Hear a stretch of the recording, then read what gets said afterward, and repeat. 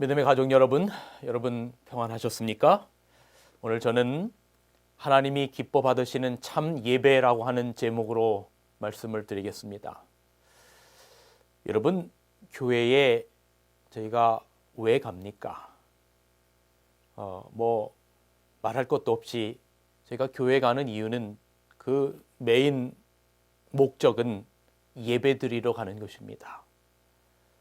안식일에 저희가 예배를 드리러 갑니다. 교회로 가는 이유는 그곳에 하나님께서 임재하시는 성전이라고 생각하니까 갑니다. 그리고 안식일에 가는 이유는 하나님께서 제7일 안식일을 구별토록 하셨기 때문에 안식일에 예배를 드리러 갑니다. 그리고 여러분이 교회에 갈 때 그냥 빈손으로 가지 않고 여러 가지 헌금들을 준비해서 재물들을 준비해서 가십니다. 그런데 여러분, 이러한 예배를 받지 않으실 거라는 성경에 우리들이 예배 드리는 모습을 아주 처참하게 무너뜨리는 말씀이 있음은 오늘 우리 자신을 다시 한번 되돌아보게 만듭니다. 이사야 1장 11절 여호와께서 말씀하시되 너희의 무수한 재물이 내게 무엇이 유익하뇨? 나는 수량의 번제와 살찐 짐승의 기름에 배불렀고 나는 수송아지나 어린 양이나 수염소의 피를 기뻐하지 아니하노라. 너희가 내 앞에 보이러 오니 이것을 누가 너희에게 요구하였느냐? 내 마당만 밟을 뿐이니라. 헛된 죄물을 다시 가져오지 말라. 분향은 내가 가증히 여기는 바요 월삭과 안식일과 대회로 모이는 것도 그러하니 성회와 아울러 악을 행하는 것을 내가 견디지 못하겠노라. 내 마음이 너희의 월삭과 정한 절기를 싫어하나니 그것이 내게 무거운 짐이라 내가 지기에 곤비하였느니라 라고 말씀합니다. 여러분 어떻습니까?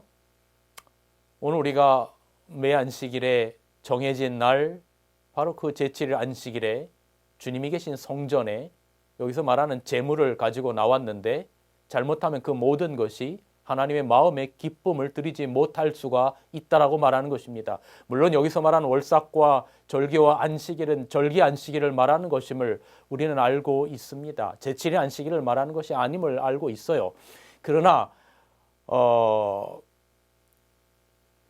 오늘 이곳에서 말하려고 하는 의미는 예배 드리는 자들의 마음 자세에 관련된 이야기인 것입니다. 비록 헌금을 가지고 오고 그것이 절기 안식일이든 제7일 안식일이든 주의 전에 왔지만 자칫 잘못하면 우리가 드리는 예배가 마당만 밟는 예배가 될 수 있다라고 하는 것입니다. 그렇다면 성전의 마당만 밟는 예배가 되지 않게 하기 위해서 우리는 하나님이 기쁘시게 받는 예배가 무엇인지를 잘 알아야 하겠습니다. 오늘 그 문제를 살핍니다. 구약의 예배는 예루살렘 성전을 중심으로 행해졌는데 예수님께서는 이러한 고정관념을 깨는 예배 이야기를 요한복음 4장에 수가성 여인과의 대화 가운데 하십니다. 우리 조상들은 이 산에서 예배하였는데 당신들의 말은 예배할 곳이 예루살렘에 있다 하더이다. 예수께서 이르시되 여자여 내 말을 믿으라. 이 산에서도 말고 예루살렘에서도 말고 너희가 아버지께 예배할 때가 이르리라. 너희는 알지 못하는 것을 예배하고 우리는 아는 것을 예배하노니 이는 구원이 유대인에게서 남이라. 아버지께 참되게 예배하는 자들은 신령과 진정으로 예배할 때가 오나니 곧 이때라. 아버지께서는 자기에게 이렇게 예배하는 자들을 찾으시느니라. 하나님은 영이시니 예배하는 자가 신령과 진정으로 예배할지니라. 예배 장소에 대한 예수님과 사마리아 여인과의 대화에서 발췌한 내용입니다. 오늘 이 대화를 이해하기 위해서는 우리는 구약의 배경을 꼭 알아야 하는 것이죠. 이스라엘이 남북으로 분열 전에는 제사, 그들의 예배가 오직 모세 오경에 명시된 한 가지 방법만 있었습니다.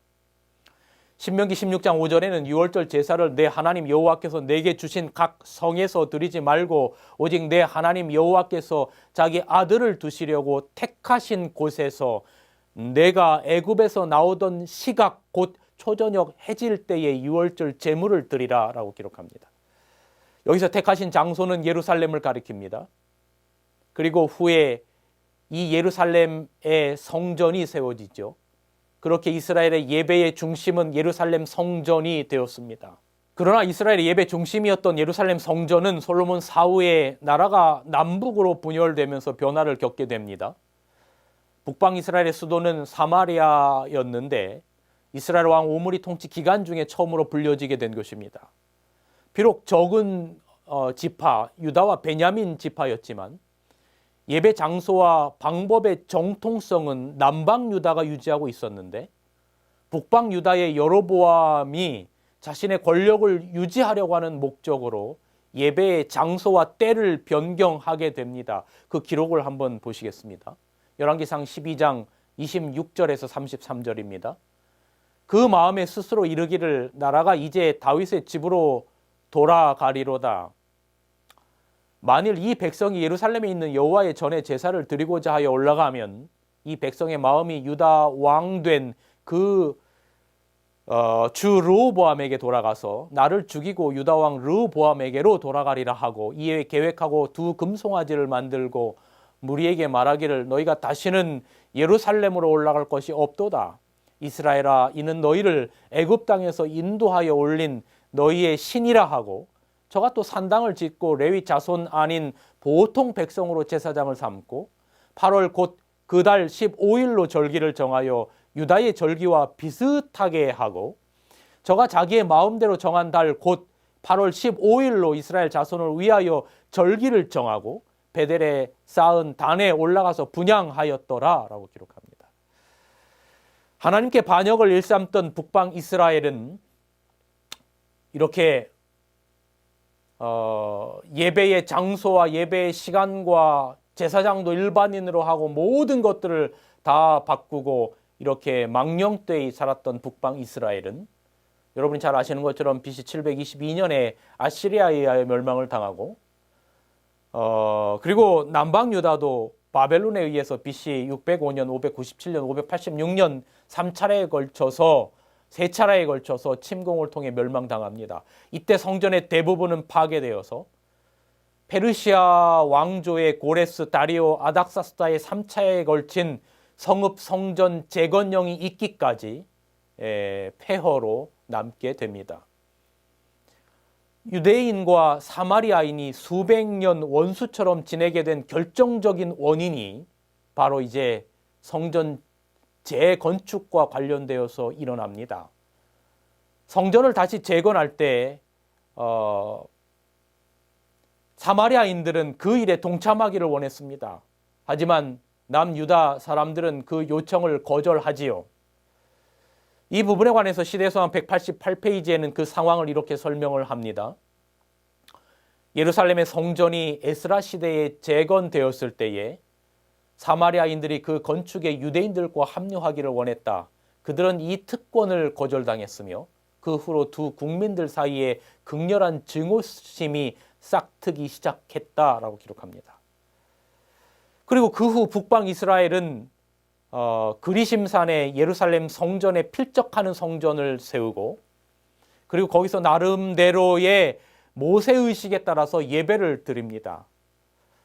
아마 남유다 사람들이 성전을 재건축할 때에 마음을 열어서 그들을 받아들였다면 발생하지 않았을 불행이 예수님이 사마리아 요한복음 4장의 사마리아 여인을 만나고 있는 시대까지 계속해서 그렇게 지속되고 있었던 것입니다. 지금까지 아주 간략하게 이미 여러분들이 잘 아시는 이야기라서 아주 간략하게 사마리아 여인의 그 두 예배 장소에 대한 질문의 배경을 살펴보았습니다. 대부분의 경우에 그러셨던 것처럼 예수님은 사마리아 여인의 질문에 약간은 좀 동문서답식으로 이렇게 답을 하시는 것을 우리는 봅니다. 요한복음 4장 21절에 예수님은 그 당시에 사람들이 도대체 이해할 수 없었던 그런 말씀을 하십니다. 요한복음 4장 21절. 예수께서 가라사대 여자여 내 말을 믿으라. 이 산, 다시 말하면 그 사마리아 여인에게 말씀하시는 겁니다.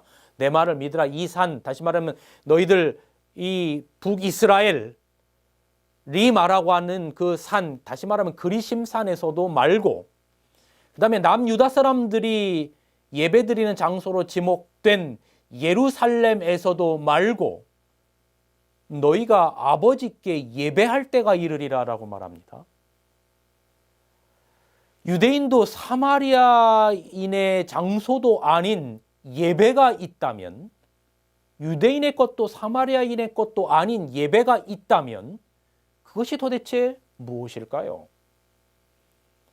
예수님께서 제시하신 이 예배를 우리가 진정으로 깨달음으로써만 우리는 구속사의 참된 의미를 깨닫게 될 것이고 진정한 하나님의 예배의 자녀로 거듭날 수 있을 것이라는 생각이 듭니다.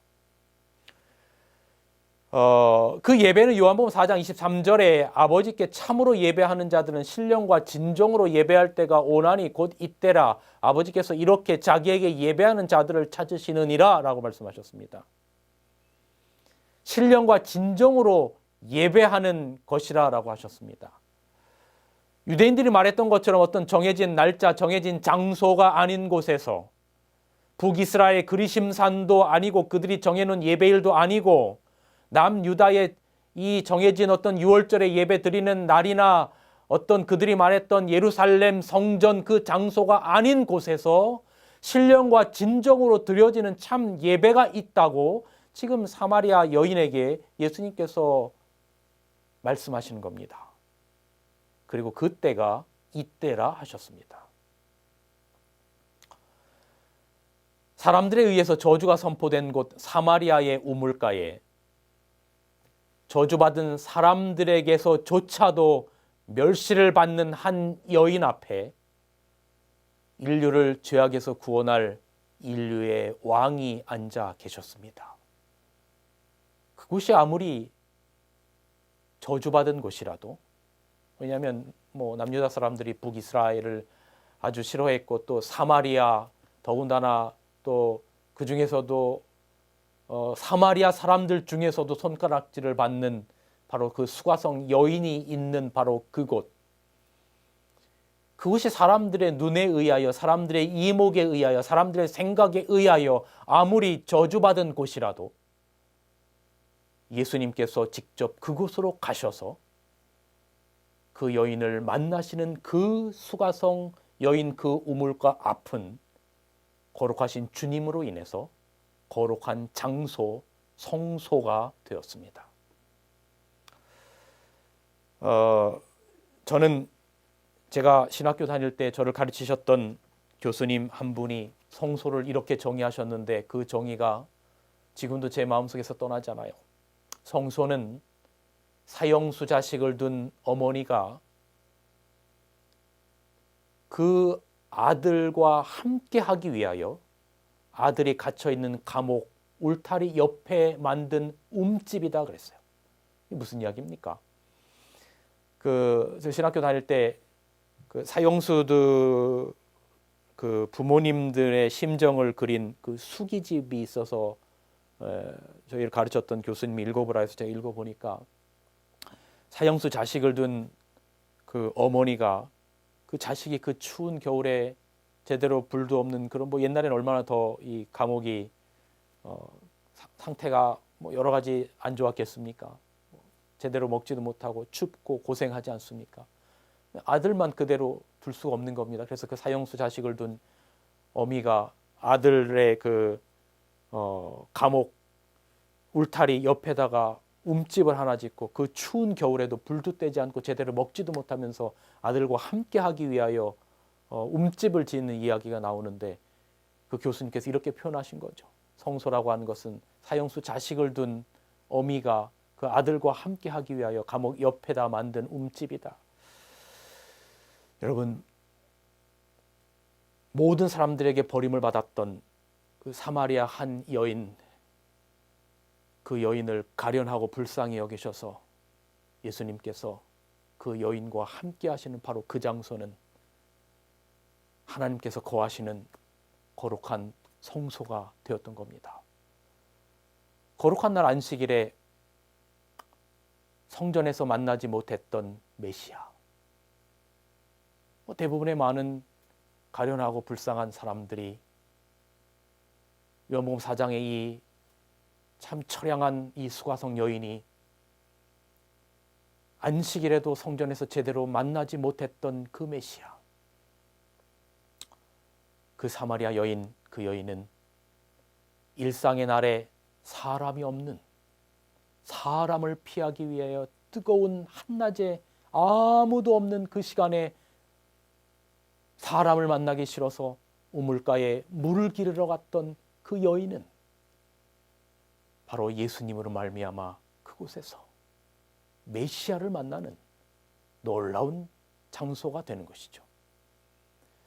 아마 이 사마리아 여인은 그 주에 맞이한 안식일은 그녀의 일생에 가장 행복한 날이었을지도 모르겠다라고 하는 생각이 듭니다. 이제 드디어 참된 예배의 의미를 세상에 선포한 사건을 살펴보겠습니다. 이제 지금까지의 설명을 배경으로 요한복음 18장 28절을 보시겠습니다.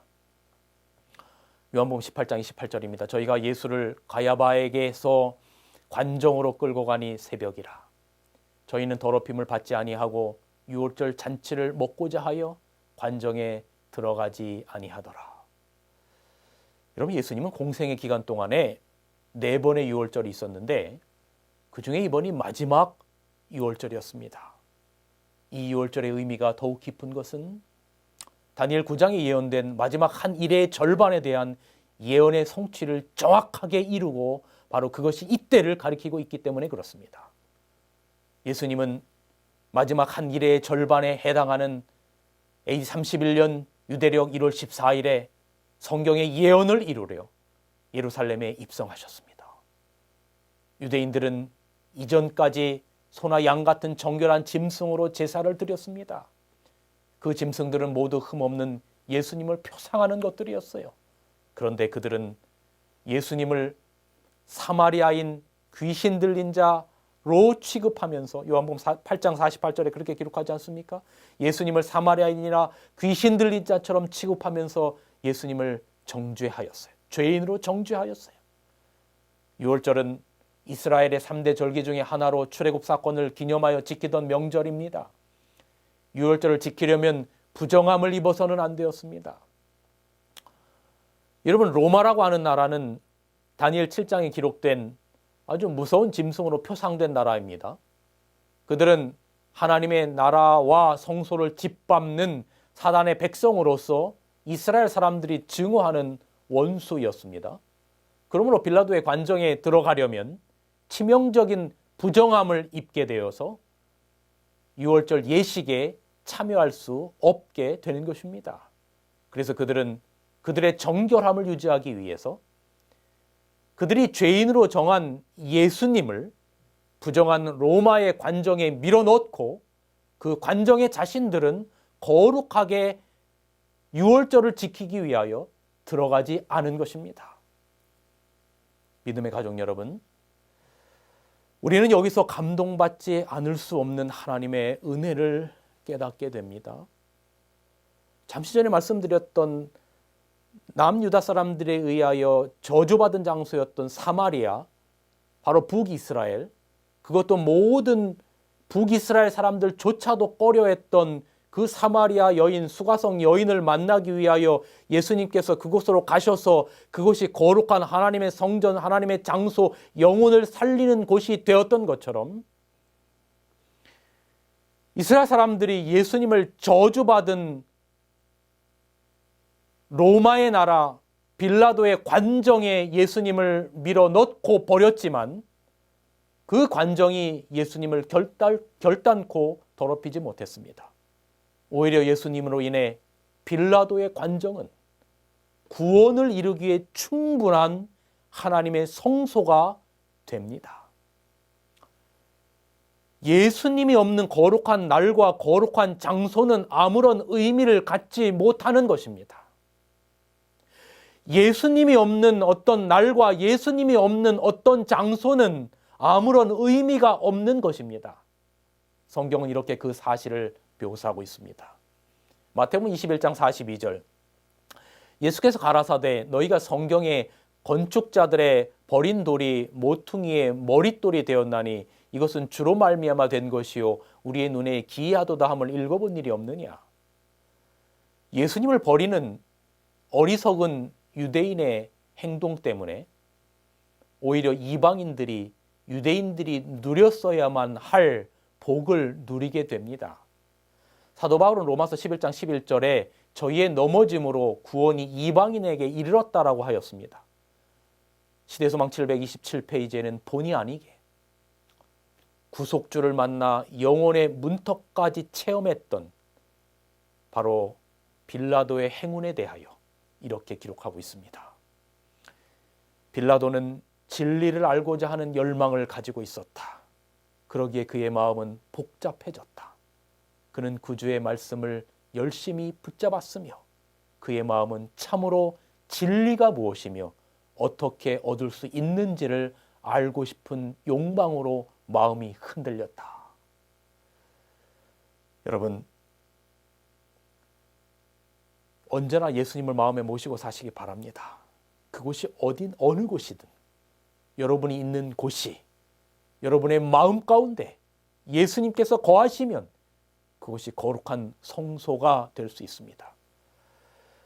비록 요즘 저희가 코로나19 시대로 말미암아 하나님의 성전에 모이지 못하고 때로는 집에서 TV를 통해서 여러 가지 문명의 이기를 통해서 하나님의 말씀 앞에 모이지만 우리가 비록 그러한 곳에 있다 할지라도 우리의 마음 가운데 예수님께서 진정으로 거하시면 바로 그것이 하나님께서 거하시는 거룩한 성소가 될 수 있습니다. 하나님의 말씀으로 우리의 양식을 삼고 성령의 불로 세상의 죄악들을 태우시기를 바랍니다. 하늘 가는 길에 필요한 에너지를 넉넉히 공급해 줄 것입니다. 그렇게 빌라도의 관정은 예수님으로 말미암아 그들이 하나님의 진리를 알 수 있는 바로 그런 곳이 되었던 것이죠. 물론 불행하게도 빌라도는 그 성령의 음성, 성령의 노크를 거절했지만 말입니다. 6월절이 낀 큰 안식일에 두 곳에서 예배가 드려졌습니다. 한쪽은 신명기 16장 5절로 6절에 제시된 택하신 장소에서 드려졌습니다. 다른 한쪽은 저주받은 골고다 언덕에서 드려졌습니다. 요한복음 19장 14절 18절을 보시겠습니다. 이날은 6월절의 예비일이요 때는 제6시라.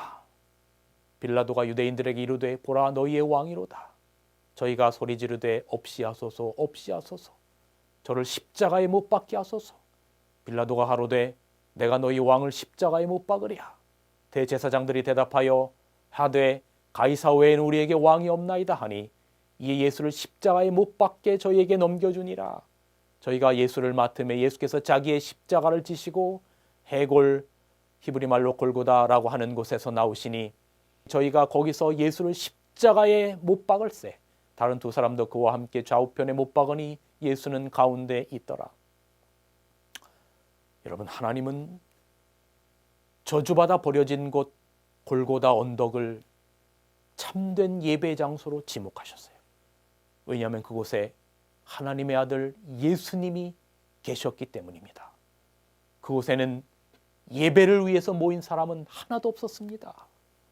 하나님의 백성에 의해 버림받은 메시아인 예수님, 자신의 죄로 인해 십자가에 달린 강도들, 메시아를 저버린 유대인들, 사형을 집행하기 위해 온 로마 군인들, 예수님의 순환으로 인해 절망에 빠진 제자들과 여인들, 그리고 대다수의 구경꾼들, 골고다 언덕에는 이런 사람들만 모여 있었습니다.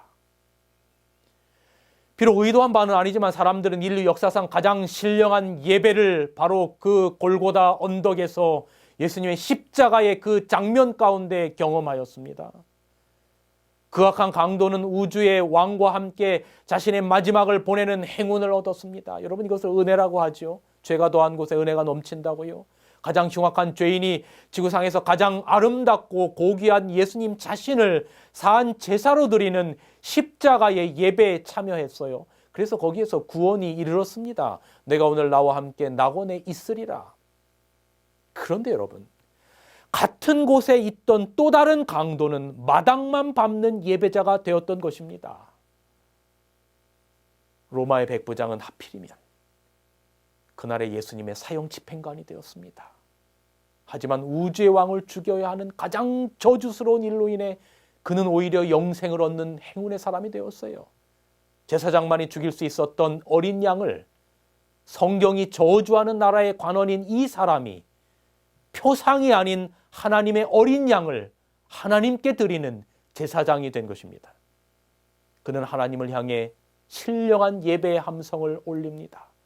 누가복음 23장 47절, 백부장이 그 된 일을 보고 하나님께 영광을 돌려 가로되 이 사람은 정령 의인이었도다.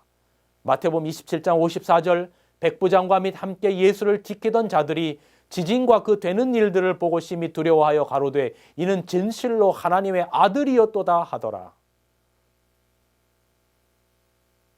백부장이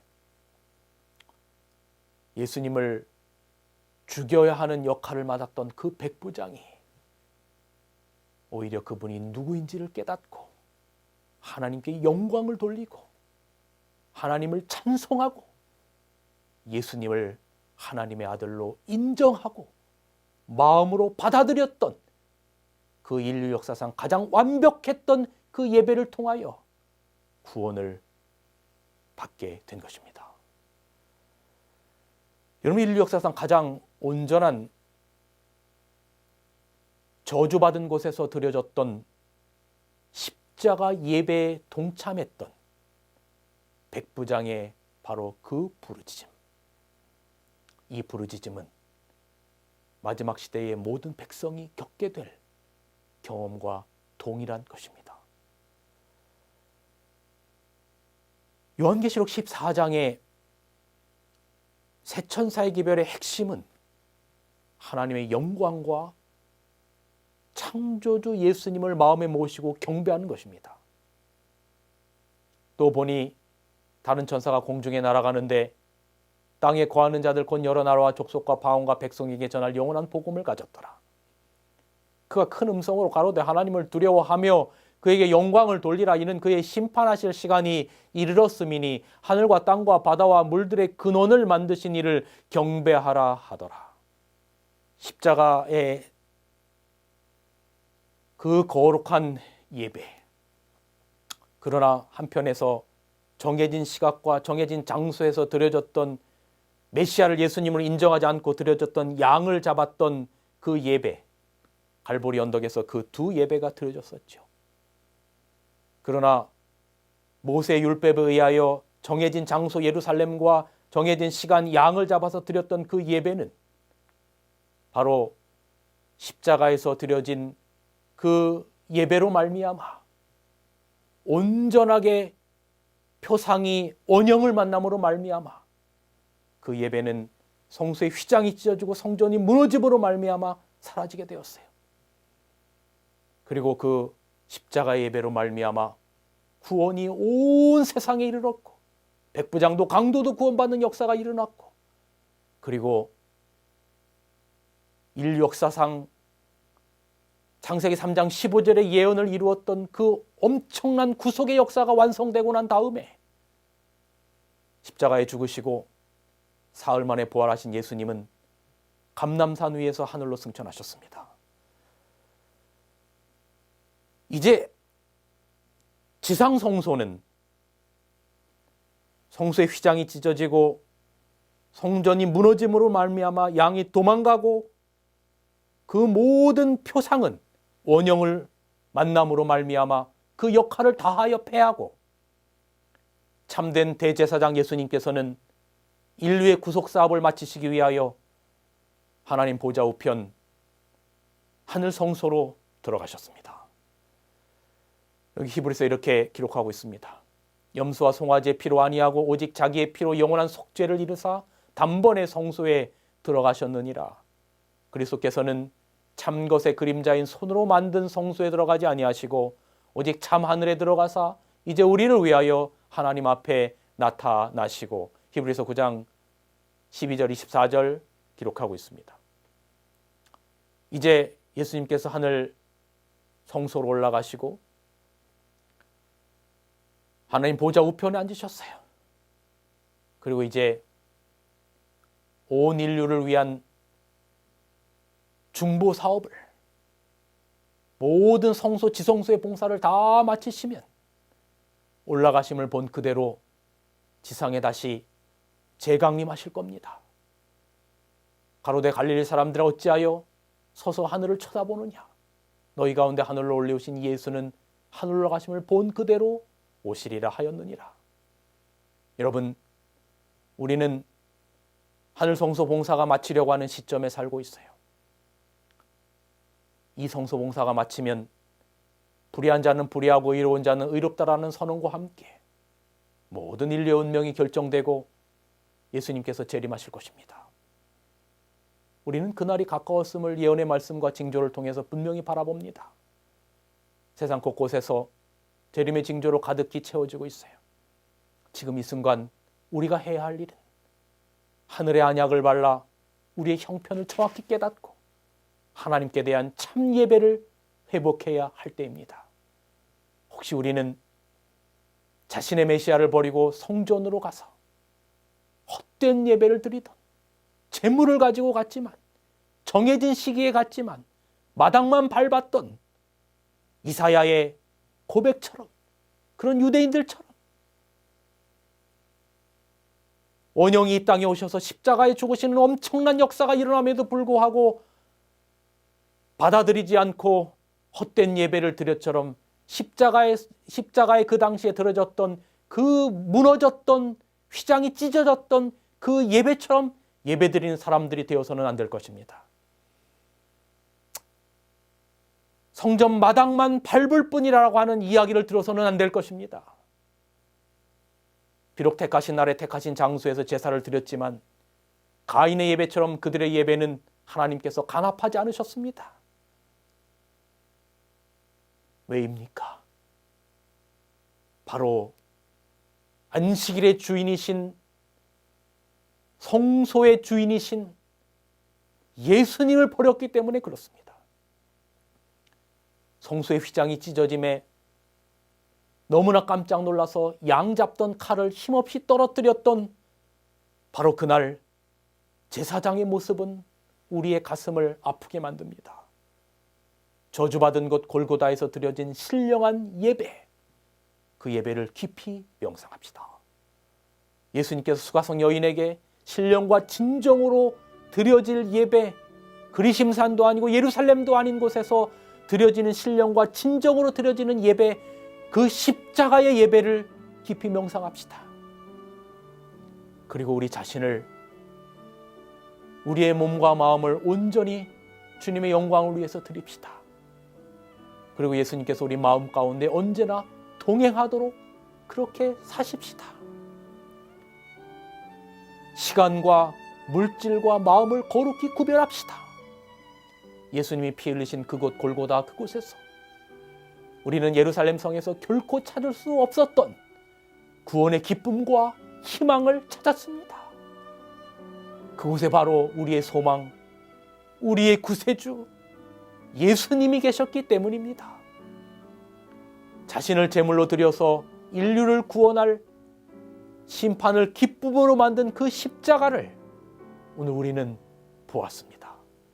가장 저주받은 곳에서 드려진 인류 역사상 가장 완벽했던 예배, 그 십자가의 예배, 그 십자가의 보혈은 오늘 우리를 영원한 생명을 가진 존재로 존재케 했습니다.